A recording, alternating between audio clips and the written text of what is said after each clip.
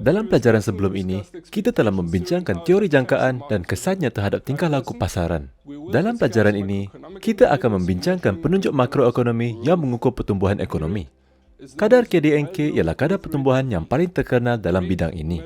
Kadar ini mengukur perubahan nilai pasaran bagi semua barangan dan perkhidmatan akhir yang dihasilkan dalam ekonomi dalam tempoh masa tertentu. Kadar boleh dinyatakan secara bulan ke bulan, suku tahun ke suku tahun, atau tahun ke tahun. Ia ukuran terluas aktiviti ekonomi dan penunjuk utama kesihatan ekonomi.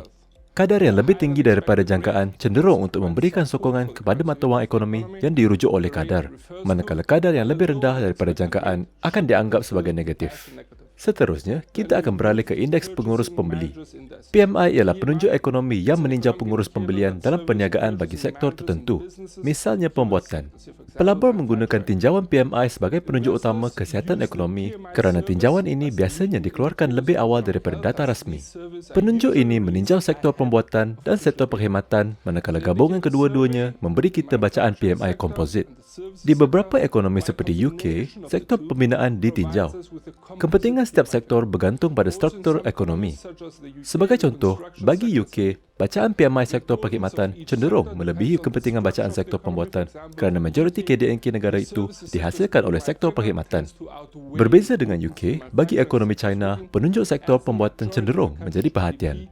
Kita harus ingat bahawa penunjuk mempunyai bacaan dari 1 hingga 100 dengan bacaan 50 sebagai titik pemotongan antara pengembangan dan penguncupan aktiviti ekonomi bagi sektor tertentu. Secara keseluruhannya, bacaan yang lebih besar daripada jangkaan cenderung untuk memberikan sokongan kepada mata wang, manakala bacaan yang lebih rendah daripada jangkaan cenderung melemahkannya. Seterusnya, kita akan beralih kepada pengeluaran perindustrian. Pengeluaran perindustrian ialah ukuran keluaran sektor perindustrian ekonomi. Sektor perindustrian termasuk pembuatan, pelombongan dan utiliti. Jangan terkeliru dengan kadar pertumbuhan keluaran sektor pembuatan. Secara keseluruhannya, kadar pertumbuhan yang lebih pantas, terutamanya jika ia melangkaui jangkaan pasaran, cenderung untuk mengukuhkan sesebuah mata wang dan manakala kadar pertumbuhan yang lebih perlahan pula cenderung untuk melemahkannya. Seterusnya ialah pesanan barangan tahan lama. Data ini mendedahkan pesanan baharu yang dibuat oleh pengeluar tempatan untuk penghantaran barangan keras kilang tahan lama yang mungkin digunakan dalam proses pembuatan.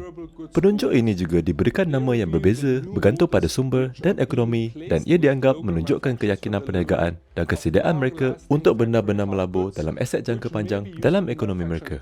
Selain itu, sila ambil perhatian bahawa kadar tersebut dinyatakan sebagai kadar asas yang digambarkan. Sementara kita juga mungkin mendapat versi teras yang biasanya cenderung untuk mengecualikan kos pengangkutan untuk meminimumkan kemungkinan kesan harga minyak. Sekiranya kadar itu meningkat di luar jangkaan pasaran, ia cenderung untuk memberikan sokongan kepada mata wang, manakala penurunan atau penurunan kadar secara negatif boleh melemahkan mata wang. Dalam pelajaran yang seterusnya, kita akan membincangkan penunjuk khusus tentang inflasi. It's understandable that should the rate accelerate beyond market expectations, it tends to provide support for a currency, while a deceleration or even a decline of the rate in the negatives could weaken a currency. In our next lesson, we will discuss specific indicators about inflation.